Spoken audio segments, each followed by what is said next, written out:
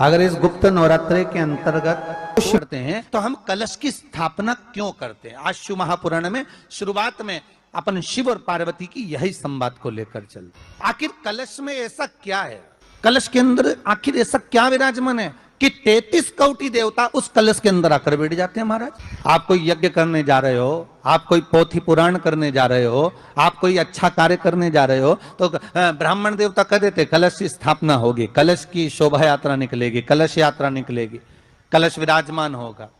और आज महत्वता क्यों है? उस कुंभ की, उस घड़े की महत्वता कहां से प्रकट हो गई? शिव महापुराण की कथा कहती है महाराज, भगवान ओघड़दानी शंकर स्वयं आद्य शक्ति जगदम्बा से कहते हैं कि जगदम्बा तू क्या चाहती है बोल। तो जगत जननी जगदम्बा कहती है कि जहां मैं हूं वहां शंकर है। ये आपने कह दिया, पर जहां शंकर है वहां पार्वती का होना जरूरी है। उसके लिए सिद्ध करने के लिए एक स्थान ऐसा बनाया जाए जहां पर शंकर विराजमान है और शंकर के साथ पार्वती विराजमान है। तो शिव जी ने कहा पार्वती, उसके लिए मैं तुझे एक सुंदर कलश का निर्माण कर देता हूं। दुनिया का रचनाकार, दुनिया की रचना करने वाले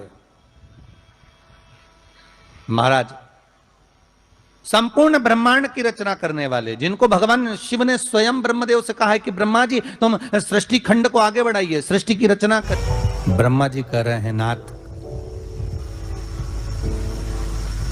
इस सारे ब्रह्मांड को रचना करना है कर दूंगा, मना नहीं है, पर रचना करता भगवान ब्रह्मा जी कहते हैं कि मैं संसार को एकाग्रित करूं, उससे पहले 33 कोटि देवताओं को मुझे एकाग्रित करना, और सारे 33 कोटि देवता एक जगह पर आकर विराजमान हो जाए, ऐसी कोई व्यवस्था करना। शंकर भगवान ने कहा बनाओ ब्रह्मदेव, तुम निर्माण करो। ब्रह्मा, शास्त्र कहता है कि भगवान शिव स्वतः, शंकर तो शंकर है, भगवान शंकर ने एक मट्टी का सुंदर सा भाग ढेला एकत्रित करा, उस ढेले से भगवान ने एक सुंदर कुंभ का निर्माण करा, एक सुंदर कलश का निर्माण करा। भगवान कुंभ का निर्माण कर रहे हैं, भगवान कलश का निर्माण कर रहे हैं, और भगवान स्वयं ब्रह्मदेव कर रहे हैं कि आप ऐसा निर्माण कर दो जिसमें 33 कोटि देवता स्वतः विराजमान हो जाए। तो भगवान ने उस कलश का निर्माण कर दिया। अब कलश का निर्माण करा तो स्वयं भगवान ब्रह्मदेव बोले प्रभु इस कलश के अंदर मेरा स्थान देना। महाराज, कलश का जो मुख होता है उस मुख पर भगवान विष्णु का स्थान होता है। किसका स्थान है? भगवान विष्णु का। थोड़ा सा नीचे आओगे, जहां से कलश का मुख दबा हुआ होता है, वह जगह भगवान स्वयं शिव की होती है। किसकी जगह है? भगवान शंकर की।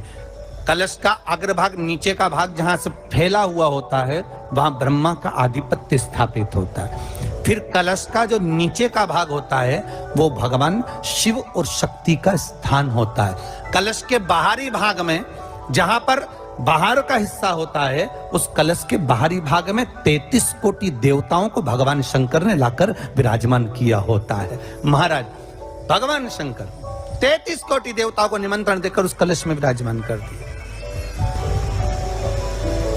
कितना सुंदर लिखा है देवी भागवत के अंदर कि जहां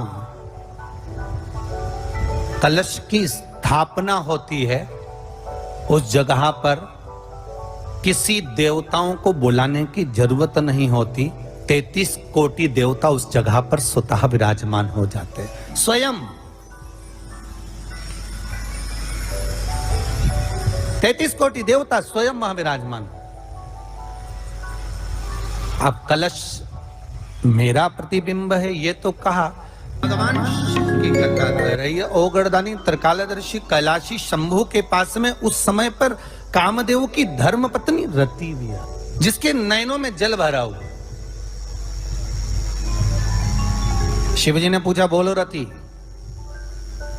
आप और यहां, जब आपका पति जलकर भस्म हुआ तो हमने वर दिया था आपके पति को कि ये भगवान कृष्ण का पुत्र बनकर मिलेगा आपको, फिर क्यों आप यहां पर आई हो? क्या हो गया ऐसा?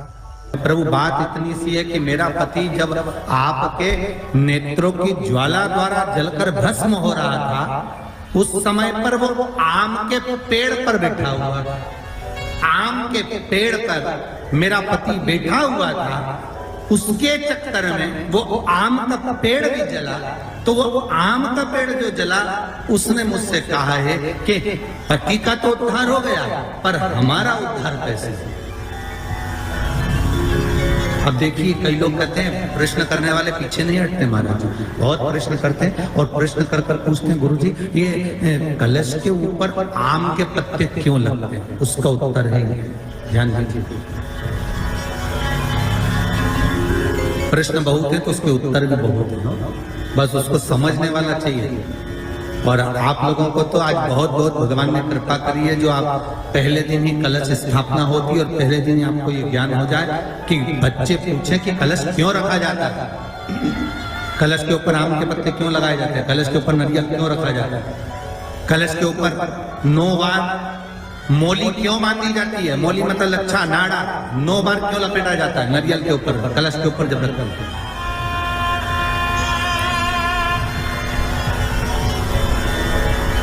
कलश के ऊपर जब जब श्रीफल रखाता है, नारियल रखाता है तो उस पर 5 बार 7 बार मोली नहीं लपेटी जाएगी, तो 9 ही बार लपेटी जाएगी। 5 या 7 बार लपेटते हैं तो कहते हैं कि लक्ष्मी की छिन्नता होती है, और वो 9 बार लपेटी जाती है तो भरपूर लक्ष्मी का भंडार। भगवान बोले अब आप आई हो रति, ठीक है, मांगो क्या चाहिए, बस इतनी कृपा कर दीजिए कि आम के वृक्ष का भी उद्धार कर दो।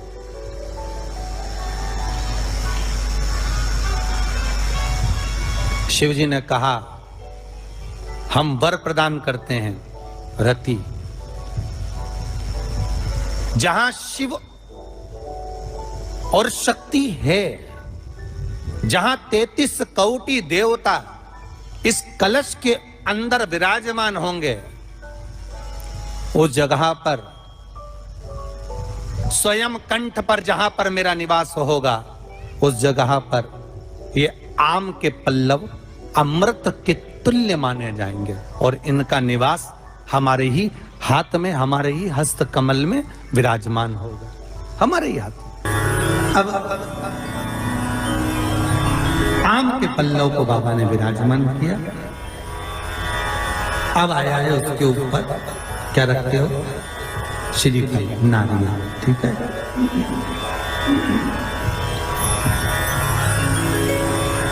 नारियल कौन, अब उसका भी प्रसंग शिव महापुराण में, स्कंद पुराण में बड़ा सुंदर है, ठीक है। भगवान शंकर और पार्वती विराजमान है कैलाश पर्वत पर। भगवान शिव के मन में बात आई, शंकर भगवान ने मां पार्वती जी से कहा ए जगत धात्री, हाँ प्रभु बोलिए, सुनो। तो देवी भागवत में आता है कि जिस जगह पर शंकर भगवान ने पार्वती से एक बात कही कि हमारा मन है कि हम दोनों बालकों की परीक्षा लें, और पार्वती जी ने जब भगवान शिव से कहा कि बच्चों की परीक्षा क्यों लें, संतान अपनी है और इनकी परीक्षा हम क्यों लें, किस आप मत करो परीक्षा, मत करो। शिव तो शिव थे, बुला लिया कार्तिकेय को, गणेश जी को बुलाकर कहा, बुलाकर बोले जो पृथ्वी की परिक्रमा पहले कर कर आए वो प्रथम गिनती में पूजा जाएगा, प्रथम भाग उसको पूज्य होती है, ठीक है, जाओ परिक्रमा कर कर आओ। अब गणेश जी महाराज बैठ गए चूहे पर, कार्तिकेय बैठ गए मोर पर। कार्तिकेय घर के बड़े थे, उनको ये बात भान नहीं थी, उनको ये बात का ज्ञान था। तो कार्तिकेय जी ने कहा अगर माता पिता का कहना नहीं मानेंगे तो अच्छा नहीं लगेगा। तो कार्तिकेय जी तुरंत मोर पर चढ़कर और परिक्रमा करने निकल गए। अब गणेश जी तो चूहे को बुलाए, फिर चूहा भाग गया, फिर पकड़ के लाए, फिर चूहा भाग गया। अब उन्होंने चूहे पर बैठ गए, बैठकर जैसे चले शंकर जी के पास में, तो शिव जी को प्रणाम कर कर कहा पिताजी परिक्रमा करने जा रहे हैं। शंकर बोले जा, अब इनको क्या मालूम था कि यहीं लगा लेगा। गणेश जी से पूछा कि तुमको भेजा था कि तुम पृथ्वी की परिक्रमा करने जाओ, तो तुम ये क्या कर रहे हो? गणेश जी बोले पिताजी शांत रहिए और परिक्रमा लगाने दीजिए। और परिक्रमा लगाई गणेश जी महाराज ने, एक नहीं 3, और 3 परिक्रमा लगा के सामने खड़े हो गए। पिताजी वर दीजिए। पिताजी ने पूछा काय का वर? पृथ्वी की परिक्रमा करके आया। शंकर भगवान बोले बता मेरे आजू बाजू घूम लिया और पृथ्वी की परिक्रमा कर लिया। परिक्रमा लगा कर आकर खड़े होकर के आशीर्वाद दे दो। तो पूछा आशीर्वाद क्यों? तो कहा प्रभु हमने परिक्रमा करी। तो शंकर भगवान बोले आजू बाजू घूम लिया और क्या परिक्रमा कर लिया, इसको कोई परिक्रमा करते हैं? गणेश जी बोले और नहीं तो माता पिता में आकाश, माता पिता में पाताल, माता पिता में पृथ्वी, सब तो माता पिता में ही और सब माता पिता में, इसलिए आपकी लगा ली सबकी हो गई। शंकर जी खुश हो गए, शंकर जी ने आशीर्वाद दे दिया। अच्छा तो शंकर भगवान ने तुरंत वर दे दिया, प्रथम गिनती में तुम गिने जाओगे तथास्तु। पार्वती जी को तो मालूम ही नहीं पड़ा कि कब वर दे दिया, नहीं तो पार्वती जी तो खड़ी हो जाती। अब आ गए कार्तिक। कार्तिक ने आकर कहा दंडवत करता हूं पिताजी, प्रणाम। हम तुम्हें देवताओं की सेना के सेनापति बनाते हैं। कार्तिक की आंख से अश्रु बहे। देवताओं की सेना के सेनापति? क्या मैं प्रथम गिनती में नहीं आऊंगा? नहीं। क्यों? गणेश जी ने प्रथम गिनती में आ गए। गणेश जी ने परिक्रमा कर ली। किसकी करी? हमारी। पिताजी आपने कहा था पृथ्वी की परिक्रमा कर कर जो आएगा प्रथम गिनती में गिना जाएगा, तो पहली परिक्रमा पृथ्वी की तुमने नहीं करी, फिर गणेश ने नहीं। पार्वती जी उड़ गई। क्या बात है कार्तिक? कार्तिक ने कहा माँ पिताजी ने गलत निर्णय दे दिया। क्या गलत निर्णय दिया? गणेश जी को प्रथम गिनती में दे दिया और मैं परिक्रमा कर कर आया। सारी बात मालूम पड़ गई कि गणेश जी ने चूहे पर बैठकर शंकर पार्वती की परिक्रमा करी, ये हुआ वो हुआ, सब मालूम पड़ गया। पार्वती मैया की आंख में से आंसू बहने लगा। पार्वती उठकर खड़ी होकर शंकर भगवान से बोली प्रभु बहुत भोले हो आप, इसलिए आपका नाम भोला शंकर है। बहुत भोले। एक बेटे को भेज दिया पृथ्वी की परिक्रमा करना और दूसरे बेटे ने आपकी परिक्रमा करी और आपने उसे वर प्रदान कर दिया। इतने भोले। पुत्रों में भेद कर जगत जननी मां पार्वती खड़ी हो गई।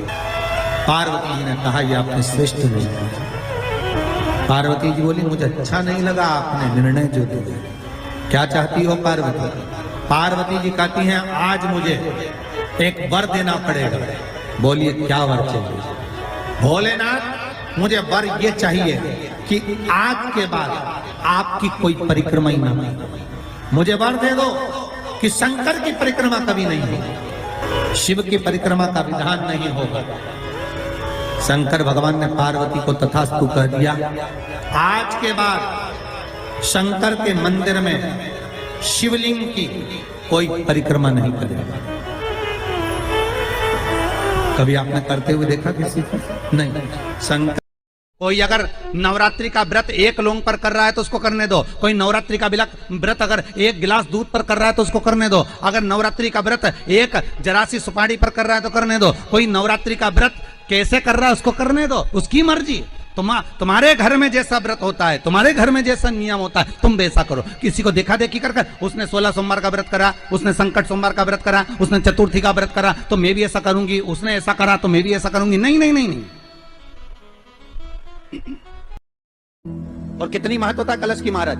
जिनके घर में ज्यादा रोग हो, बीमारी हो, ज्यादा तकलीफें आ रही हो, कष्ट बढ़ रहा हो, बीमारियां बढ़ रही हो, या भय लग रहा हो, डर लग रहा हो, हृदय चित्त में कहीं ना कहीं आपको भय का भान हो रहा हो, तो एक लोटा पानी एक कलश में जल भर कर रख लीजिए और रात भर उसको रखे रहने दो। नवरात्र चल रहा है, उस कलश को रात भर रखकर सुबह सुबह उस कलश में एक बेलपत्र डालकर उस जल को नीम के पेड़ के नीचे, जहां नवरात्रि में नीम के पेड़ के नीचे सारी विद्याएं, आदि शक्तियां, सारी देवी उस नीम के पेड़ के नीचे विराजमान रहती हैं। उस कलश में एक बेलपत्र डालकर रात भर रखकर उस जल को पूरे घर में घुमाकर उस नीम के पेड़ के नीचे समर्पित कर दीजिए। महाराज घर में भय लगना बंद हो जाएगा, कोई बड़ी बीमारी आपको घेरेगी नहीं और उस बीमारी से, उस रोग से आप मुक्त रहेंगे। उस बीमारी से